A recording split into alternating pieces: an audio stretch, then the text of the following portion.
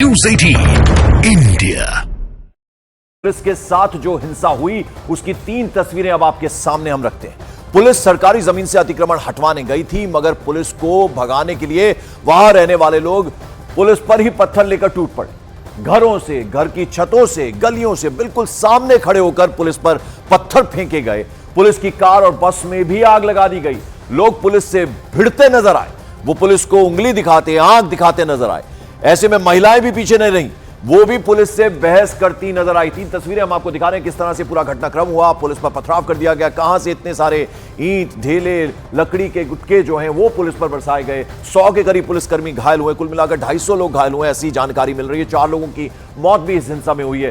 Police की गाड़ी किस तरह से फूंक दी गई और पुलिस से किस तरह से लोग भिड़ गए। मगर हल्द्वानी में इतना बड़ा बवाल आखिर हुआ क्यों, यह हम आपको बताने की कोशिश करते हैं कि इस पूरी घटना के पीछे आखिर क्या था, यह घटना कैसे हुई। तो हल्द्वानी में जिस जगह अतिक्रमण हुआ वहां क्या हुआ, प्रशासन ने अतिक्रमण पर बुलडोजर चलाया, यानी अवैध मस्जिद मजार जो बनी हुई थी उसको गिराने के लिए पहुंची पुलिस और एडमिनिस्ट्रेशन की टीम। सरकारी जमीन पर मस्जिद और मदरसा होने का दावा किया गया है।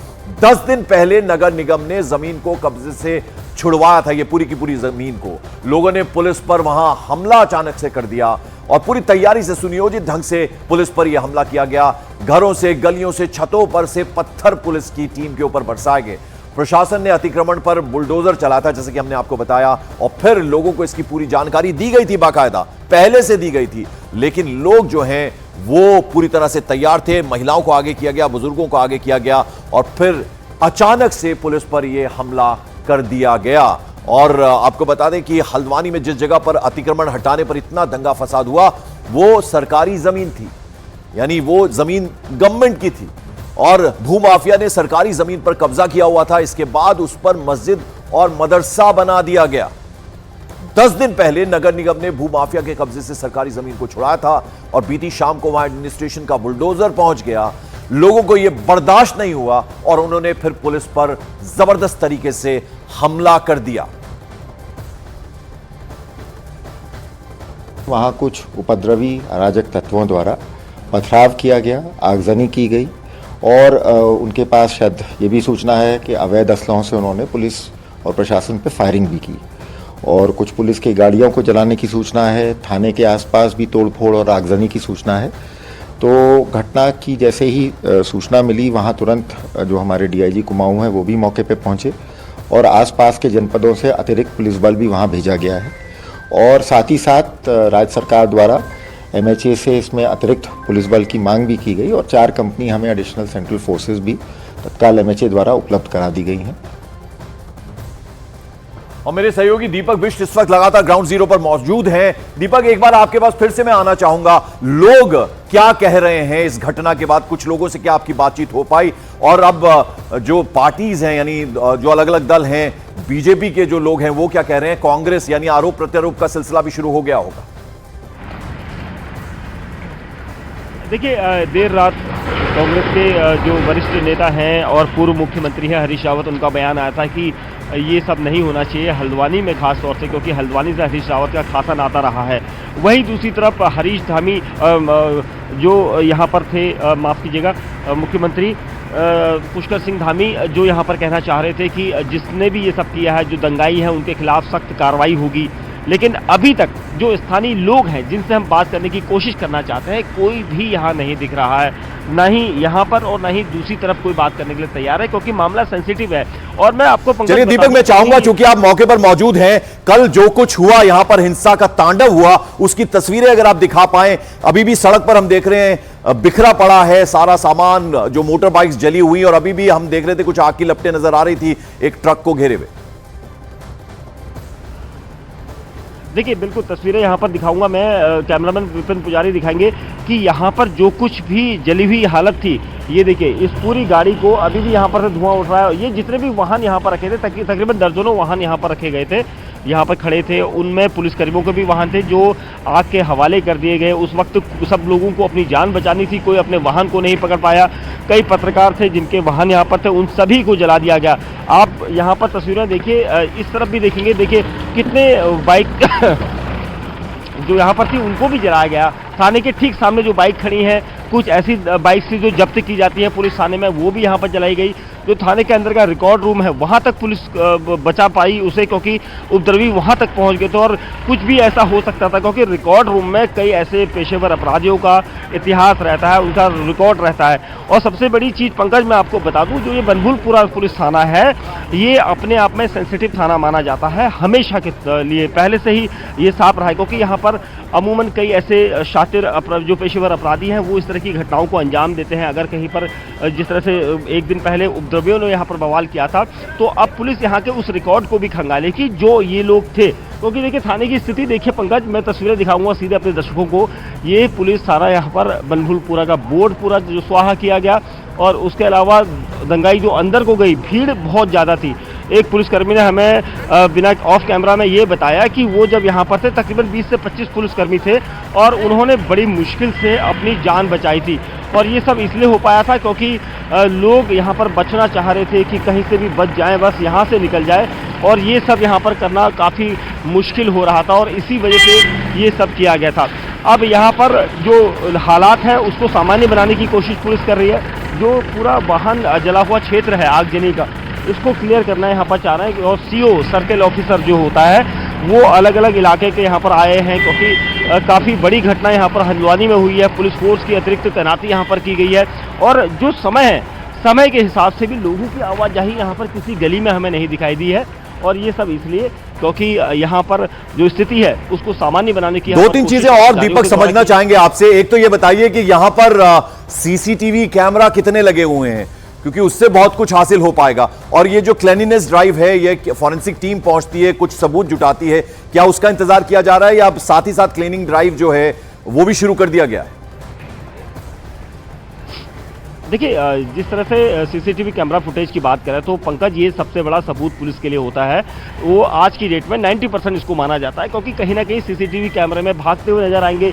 अगर एक फुटेज कैमरा भी कवर कर लेगा तो वो पुलिस के लिए बड़ा सबूत होगा, क्योंकि उसमें सिर्फ एक नहीं बल्कि 500 लोग भागते हुए दिखाई देंगे, और वो एक एक करके लोकल LIU जो होती है, लोकल इनपुट जिसे लिया जा सकता है, वो यहाँ पर अरेस्टिंग में काफ़ी कारगर होगी। वहीं दूसरी तरफ जो पुलिस यहाँ पर से ये सब इसलिए यहाँ से हटाने की कोशिश कर रही है ताकि यहाँ पर सामान्य बनाया जाए, क्योंकि कुछ देर बाद यहाँ पर DGP पहुँचेंगे और उत्तराखंड जो चीफ सेक्रेटरी हैं वो यहाँ पर पहुँचे। देखिए पुलिसकर्मी इस तरह से लंगड़ा के चल रहे हैं क्योंकि सभी की चोटिल हुए हैं, क्योंकि ये CO है, सर्किल ऑफिसर है, और सबकी स्थिति यहाँ पर ऐसी बनी हुई है कि जो चोट लगी है उन लोगों को वो उस चोट को छुपा नहीं सकते, लेकिन अपनी ड्यूटी पर आ सकते हैं। और यहाँ पर भी लॉ एंड ऑर्डर की स्थिति को संभालने के दौरान पुलिसकर्मियों पर जो हमला हुआ था वो यहाँ पर साफ तौर पर दीपक आपके पीछे एक वैन नजर आ रही है, जरा उसको नजदीक से अगर आप दिखा पाए हमें। काले रंग की एक वैन नजर आ रही है आपके पीछे। बिल्कुल मैं दिखा, देखिए मैं ये दिखा रहा हूँ, ये वैन पुलिस की वैन है पंकज, और इसी वैन के अंदर पुलिसकर्मी थे जिसमें महिला बल भी था और पुरुष भी थे। तकरीबन इसमें 2 दर्जन पुलिसकर्मी आराम से बैठ सकते हैं। और इस वैन को जब यहाँ पर से यहाँ लाया गया था तो शाम को तकरीबन 6 से 7 बजे यहाँ पर लाया गया था। पहले इस पर पुलिसकर्मी बैठे थे, उन्होंने मुश्किल अपनी जान बचाई। पहले दीपक अगर आप अंदर जा पाए इस वैन में, दिखा पाए अंदर से क्या हाल इसका किया गया है? देखिए पंकज ये जो वैन है ये जो यहाँ पर क्रेन है उसके जरिए अटैच की गई है, और इसलिए वो हमें मना भी कर चुके हैं, लेकिन मैं कोशिश ये कर रहा हूँ। देखिए इस वैन की हालत यहाँ पर देख के आप समझ सकते हैं कि बिल्कुल वैन का कोई हिस्सा ऐसा नहीं बचा जो ना जला हो, क्योंकि ये टारगेट किया गया था। टारगेट करके पुलिसकर्मियों को जान से मारने की भी यहाँ पर कोशिश की गई थी, और इसी वजह से पुलिस पर पूरी तरह से सोची समझी साजिश के तहत, रणनीति के तहत हमला किया गया था। और इस हमले के तहत ही ये पूरी वैन का हाल है यहाँ पर, क्योंकि जो ये स्थिति है देखिए यहाँ से भी आप देख सकते हैं पंकज, जो यहाँ पर जले हुए थे वाहन उनमें सबसे बड़ा वाहन पुलिस का ही है।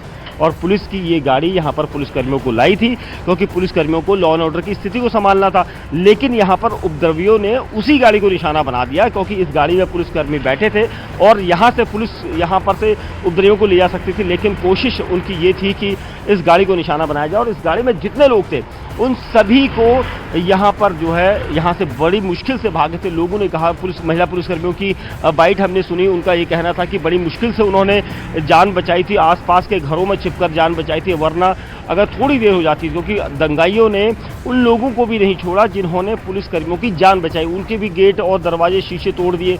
यानी जो उपद्रवी थे। दीपक, मैं चाहूंगा कि आप अपने कैमरामैन से कहें थोड़ा आप आगे बढ़ते जाएं। पूरी सड़क में इस वक्त किस तरह के हालात बने हुए हैं, कैसे हर तरफ हम देख रहे हैं मोटर बाइक्स जो हैं वो टूटी हुई जली हुई नजर आ रही हैं। वो तस्वीर अगर हम अपने दर्शकों को दिखा पाए कि कल किस तरह से हिंसा का तांडव हुआ।